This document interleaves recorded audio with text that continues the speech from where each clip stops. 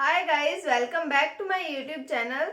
हम पढ़ रहे थे आमेर के कछवाहा वंश के बारे में, जिसमें से हम सवाई जय सिंह के बारे में पढ़ रहे थे। हमने पढ़ा था कि 7 मुगलों के समकालीन आते हैं। ये ज्योतिष और ग्रहों के ज्ञाता माने जाते हैं। इनको सवाई की उपाधि औरंगजेब द्वारा दी गई। इनके द्वारा 5 वेधशालाओं का निर्माण किया गया। दिल्ली, जयपुर, बनारस, मथुरा और उज्जैन में इन्होंने 5 वेधशालाओं यानी कि जंतर मंतर का निर्माण किया। फिर हमने मोहम्मद शाह रंगीला के टाइम पे एक विद्रोह के बारे में बात की थी। और फिर हम अब पढ़ते हैं आगे इसके बारे में, किनके बारे में, सवाई जय सिंह के बारे में। तो चलिए शुरू करते हैं।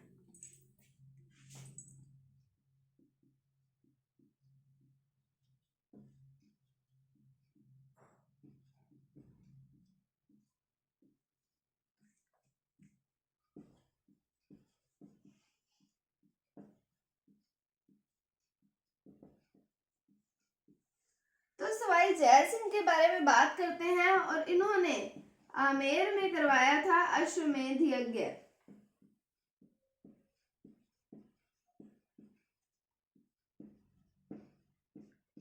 ये यज्ञ उन्होंने पूर्णतः विधि विधान से करवाया था। आप सभी अश्वमेध यज्ञ के बारे में तो जानते होंगे, रामायण सभी ने देखी है। तो भगवान राम ने भी अश्वमेध यज्ञ करवाया था। तो अश्वमेध यज्ञ में क्या होता है, वो एक घोड़े को छोड़ते हैं और घोड़ा जितनी सीमाओं तक जाता है, जितने राज्य तक, अगर उनको उसको कोई चैलेंज नहीं करता तो वो साम्राज्य हो जाता है उस शासक का जो करवा रहा है अश्वमेध यज्ञ।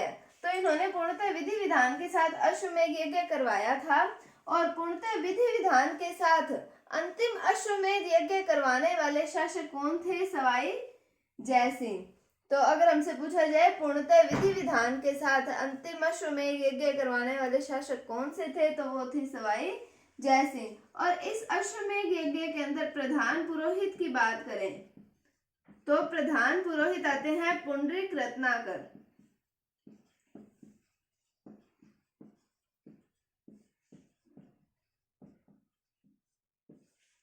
तो इस अश्वमेध यज्ञ के अंदर प्रधान पुरोहित कौन थे? पुंडरीक रत्नाकर। अब हम पढ़ते हैं इनके बारे में आगे।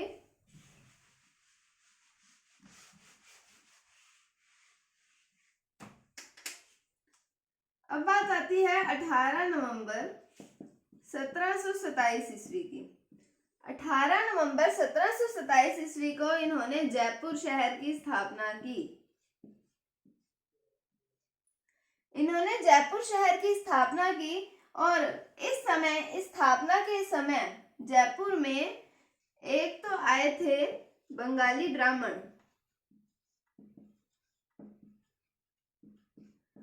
और एक आए थे पुर्तगाली ज्योतिष। तो ये बंगाली ब्राह्मण कौन से आए थे? तो ये थे विद्याधर भट्टाचार्य। और पुर्तगाली ज्योतिष कौन थे? जेवियर डी सिल्वा। तो 18 नवंबर 1727 ईस्वी को इन्होंने जयपुर शहर की स्थापना की। उसके बाद में इसमें जब स्थापना के टाइम पे जयपुर में आए थे बंगाली ब्राह्मण विद्याधर भट्टाचार्य और एक पुर्तगाली ज्योतिष आए थे जिनका नाम आता है जेवियर डी सिल्वा। ये दोनों के नाम इंपॉर्टेंट है, ये हमें पता होने चाहिए कि बंगाली ब्राह्मण कौन से आए थे जयपुर, विद्याधर भट्टाचार्य, और पुर्तगाली ज्योतिष कौन से आए थे, जेवियर डी सिल्वा।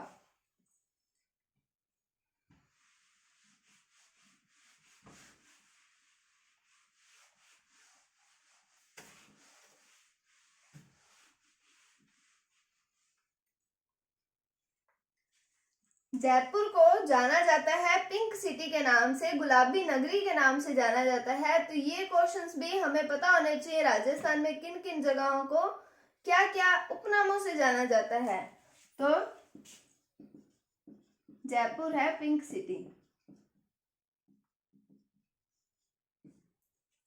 तो अब हम बढ़ते हैं आगे कि इन्होंने जयपुर में जयगढ़ दुर्ग पर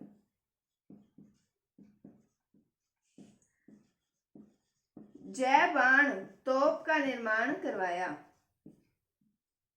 इन्होंने जयपुर में जयगढ़ दुर्ग पर जय बाण तोप का निर्माण करवाया। ये जो जय बाण तोप है ये एशिया की पहियों पर खड़ी सबसे बड़ी तोप है। क्या है? एशिया की पहियों पर खड़ी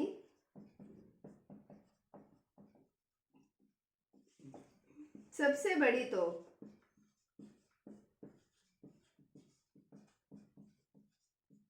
तो अगर पूछा जाए कि एशिया की पहियों पर खड़ी सबसे बड़ी तोप कौन सी है तो वो है जय बाण तोप। कहाँ पर है?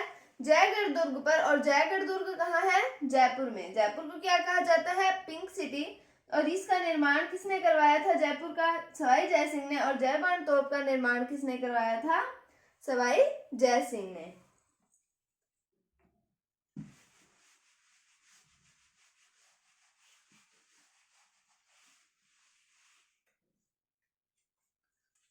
अब बात आती है इनके निर्माण कार्यों के बारे में। हम देख रहे हैं तो हम कुछ और निर्माण कार्यों के बारे में देखते हैं। जैसे इन्होंने नाहरगढ़ दुर्ग, इसको सुदर्शनगढ़ दुर्ग भी कहा जाता है, इसका निर्माण करवाया। फिर बात आती है सिटी पैलेस, इसका निर्माण करवाया। फिर चंद्र महल, जल महल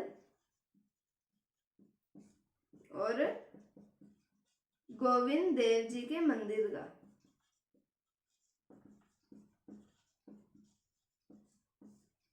तो इन्होंने नाहरगढ़ दुर्ग, जिसे सुदर्शनगढ़ दुर्ग भी कहा जाता है, सिटी पैलेस, चंद्र महल, जल महल और गोविंद देव जी के मंदिर का निर्माण करवाया। किसने करवाया?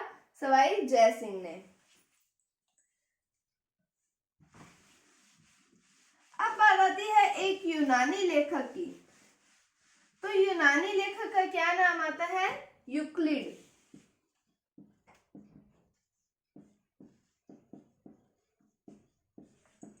यूनानी लेखक आते हैं यूक्लिड। तो इनके रेखा गणित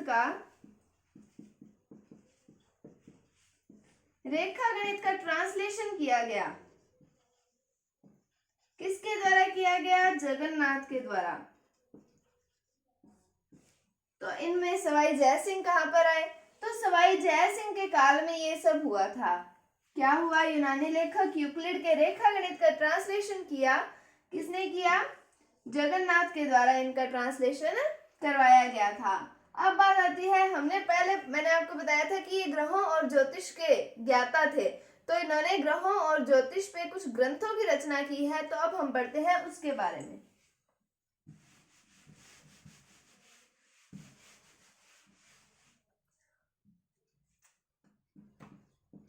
एक ग्रंथ है इनका ग्रहों पर और एक है ज्योतिष पर। तो ग्रहों पर जो ग्रंथ है वो तो है जय सिंह कारिका, और ज्योतिष पर जो ग्रंथ है वो है जीज मोहम्मद शाही। तो ये जो थे ये ग्रहों और ज्योतिष के ज्ञाता थे। तो इन्होंने ग्रंथों की रचना की। तो ग्रहों पर आधारित ग्रंथ है जय सिंह कारिका और ज्योतिष पर आधारित इन्होंने ग्रंथ लिखा जीज मोहम्मद शाही। ये दोनों ग्रंथों के नाम इंपॉर्टेंट आते हैं कि सवाई जय सिंह द्वारा रचित ग्रंथों के नाम। इनमें से कौन सा ग्रंथ सवाई जय सिंह द्वारा रचित नहीं है? तो उनमें से आपको ऑप्शन दे दिए जाएंगे। तो इन दोनों में से अगर कोई ऑप्शन हो, वैसे तो होंगे ये ऑप्शन, तो अगर इनमें से कोई ऑप्शन ना हो तो वो होएगा उसका सही उत्तर। तो जय सिंह कारिका और जीज मोहम्मद शाही, इनके दो फेमस ग्रंथ आते हैं। ये था सवाई जय सिंह के बारे में। उससे पहले मैंने जब आपको मेवाड़ पढ़ाया था तब मैंने आपको देवारी समझौते के बारे में बताया था। तो वो मैं वापस रिपीट करना चाहूंगी क्योंकि अभी हमें उसकी जरूरत पड़ेगी। तो मैंने आपको बताया था देवारी समझौता हुआ।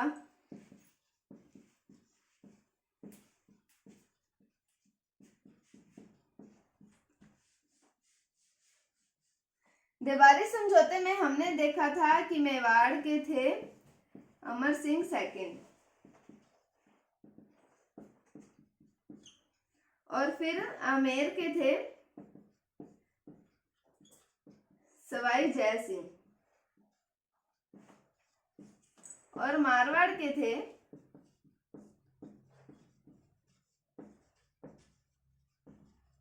अजीत सिंह। तो हमने ये पढ़ा था कि इनकी पुत्री जिनका नाम आता है चंद्र कुंवर, उनके साथ होता है सवाई जय सिंह का विवाह।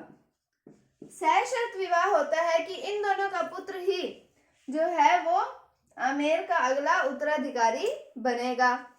तो इनके पुत्र का नाम आता है माधो सिंह फर्स्ट।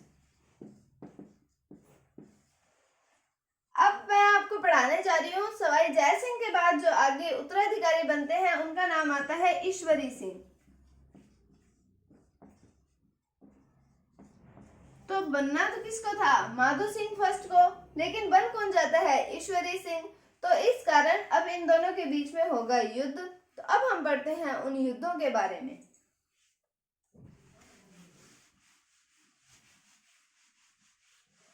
देवारी समझौते के बारे में मैंने पहले भी आपको मेवाड़ में बता रखा है। अगर आपने वो वीडियो नहीं देखी है तो आप जाकर उसे चेकआउट करें कि आपको, ताकि ये सारा कुछ आपको अच्छे से समझ आए। तो अब हम पढ़ रहे हैं ईश्वरी सिंह के बारे में। तो ईश्वरी सिंह का टाइम पीरियड आता है 1743 ईस्वी से 1750 ईस्वी तक। 1743 से 1750 ईस्वी तक। अब बात आती है 1747 ईस्वी की। तो 1747 में होता है राजमहलों का युद्ध।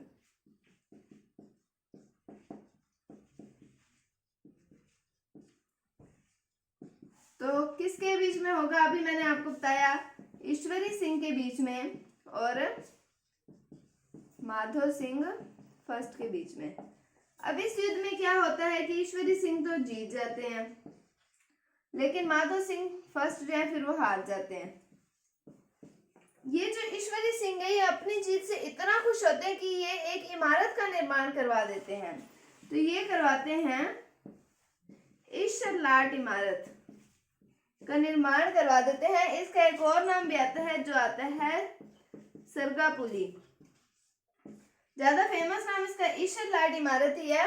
तो ईश्वर लाट इमारत ये सरगापुली का निर्माण करवा देते हैं कौन? ईश्वर सिंह। किस युद्ध के पश्चात? राजमहलों के युद्ध के पश्चात, जो कब हुआ था? 1747 ईस्वी के अंदर हुआ था। किस किस के बीच में हुआ था? ईश्वरी सिंह और माधो सिंह फर्स्ट के बीच में, तो जिसमें ईश्वरी सिंह की जीत हुई थी और माधो सिंह फर्स्ट की हो गई थी हार।